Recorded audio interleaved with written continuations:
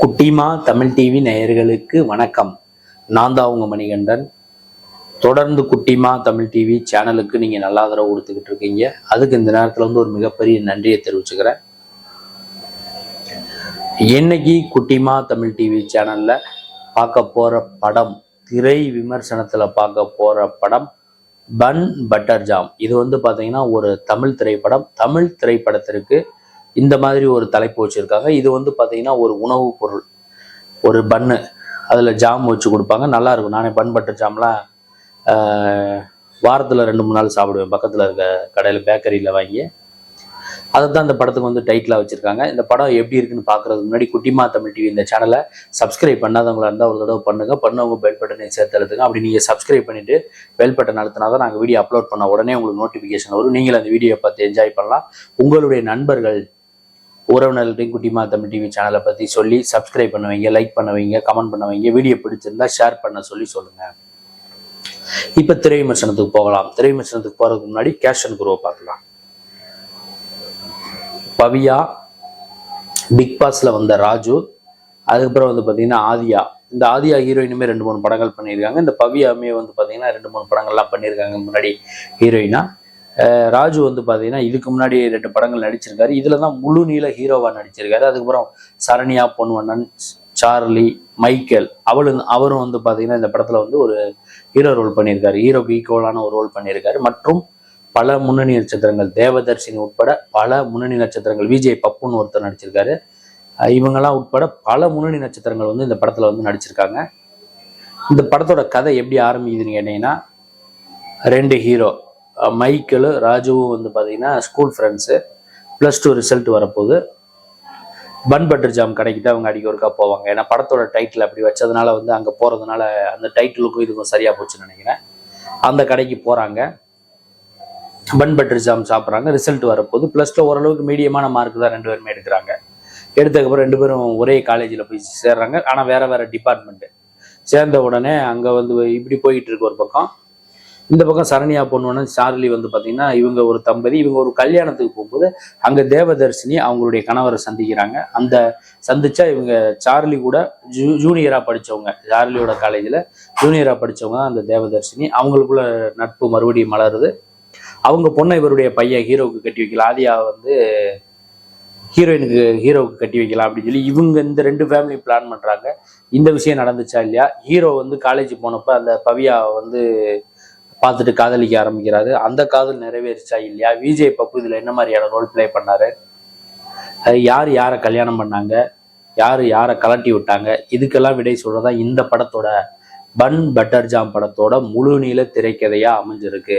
இந்த படத்தோட பாடல்கள் சூப்பரா இருக்கு. படத்தோட ஓப்பனிங் சாங் ஒன்று இருக்கு. அந்த +2 ரிசல்ட் வந்தோடனே அந்த சாங் பார்த்தீங்கன்னா மாண்டேஜஸ்ல போயிடுச்சு.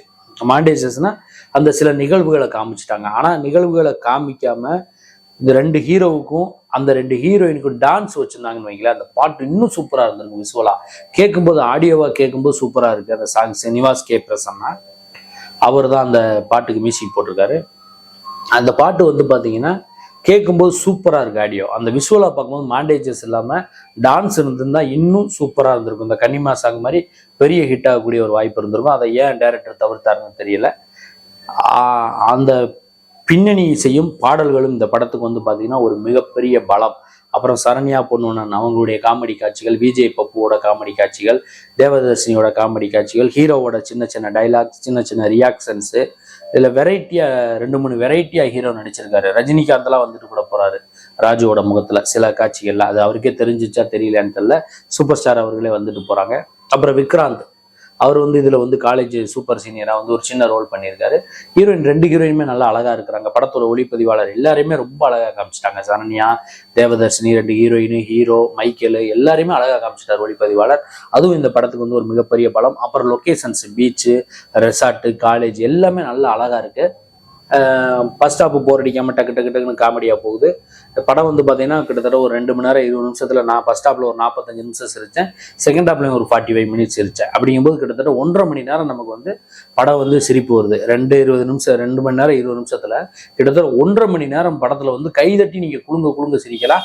அப்புறம் சில சென்டிமெண்ட் காட்சிகள், வாழ்க்கையோட யதார்த்தம். அதாவது என்னன்னா, இந்த ஒரு பாட்டு கூட ஒண்ணு இருக்கு, இன்னாருக்கு இன்னார் என்று எழுதி வைத்தானே தேவன் என்று. நம்ம எங்கே தான் போய் ஒரு பொண்ணு பார்த்தாலும் சரி, காதலிச்சாலும் சரி, நமக்கு யார் அமைவாங்களோ அவங்க தான் அமைவாங்கிறத தான் இயக்குனர் வந்து அழகாக சொல்லியிருக்காரு. இது வந்து பார்த்தீங்கன்னா படத்தோட கிளைமேக்ஸ் எல்லாரும் யூகிக்கிற மாதிரி நம்ம எதிர்பார்த்த கிளைமேக்ஸ் தான் வச்சுருக்காங்க. வாழ்க்கையோட யதார்த்தத்தை வந்து அழகாக பிரதிபலிக்கிற மாதிரி ஒரு கிளைமேக்ஸ் வச்சுருக்காங்க. படத்தில் ஒரே ஒரு மைனஸ் தான் எனக்கு பட்டது, அப்பாவும் பையனும் சேர்ந்து தம் அடிக்கிற மாதிரி ஒரு சீனு. அதாவது இன்னைக்கு வந்து பார்த்தீங்கன்னா அப்பாவும் பையனும் சேர்ந்து தண்ணி அடிக்கிறாங்க, என்னென்னமோ செய்கிறாங்க, அதெல்லாம் வேற. ஆனால் ஒரு சினிமாவில் காமிக்கும் போது வந்து பார்த்தீங்கன்னா இந்த மாதிரியான காட்சிகளை தவிர்க்கணும். ஏன்னா சினிமாங்கிறது வந்து பார்த்தீங்கன்னா ஒரு பவர்ஃபுல்லான ஒரு மீடியம். சினிமாவில் இருந்து தான் தமிழ்நாட்டில் வந்து பார்த்தீங்கன்னா முதலமைச்சர் வந்திருக்காங்க, எம்எல்ஏ வந்திருக்காங்க, எம்பி வந்திருக்காங்க.